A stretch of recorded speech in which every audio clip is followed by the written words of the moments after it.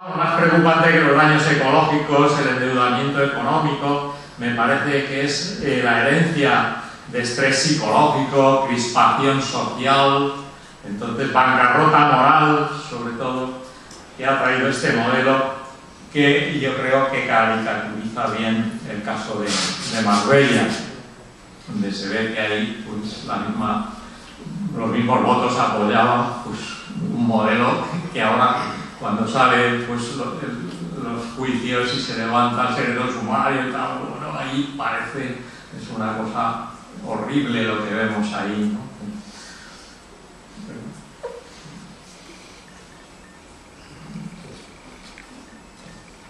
Y bueno, para ir acabando entonces ya, simplemente, el libro, la primera parte se remata con un capítulo sobre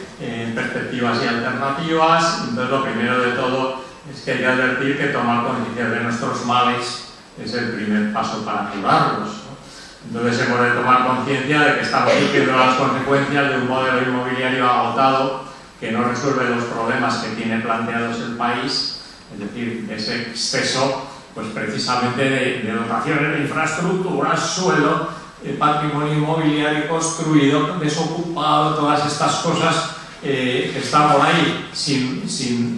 con un uso ineficiente, desmesurado, etcétera, etcétera, y por otra parte pesa una losa de endeudamiento que entonces en realidad pues habría que atender a la gestión pues, de esos problemas básicamente, y para nada seguir con la misma idea de entonces seguir calificando solo más oro todavía y echando más leña en el asador para que sigan engordando los 2.300.000 viviendas que están por ahí, a ver si alguien las compra, si se añade las que hay en venta a las que están paradas, obras paradas, reconstrucción,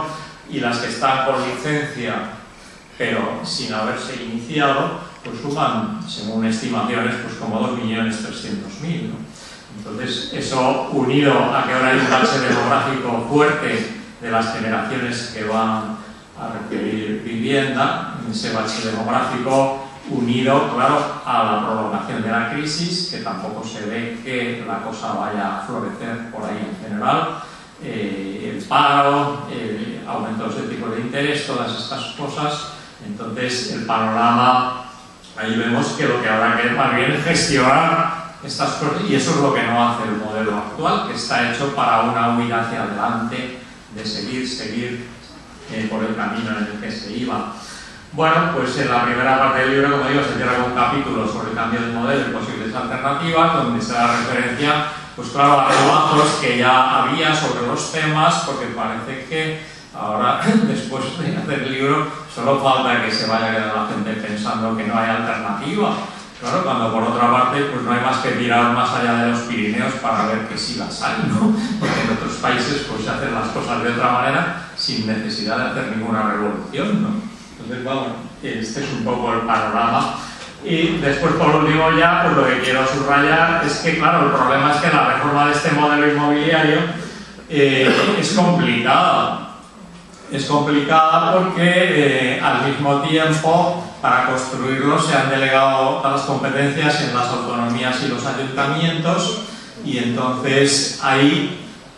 una de las cosas que responde el libro es un poco la curiosidad de que cuando hay 17 leyes del suelo y cosas por el estilo, pues cómo es que predomina el mismo modelo en todos ellos, ¿no? En realidad es ese caciquismo que invade en general el panorama,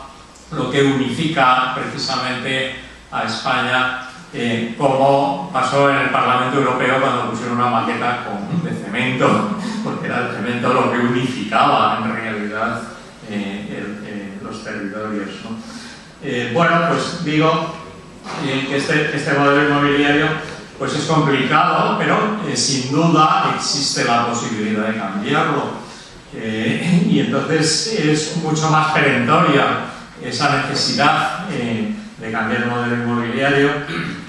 que para llevar la economía española más hacia patrones europeos,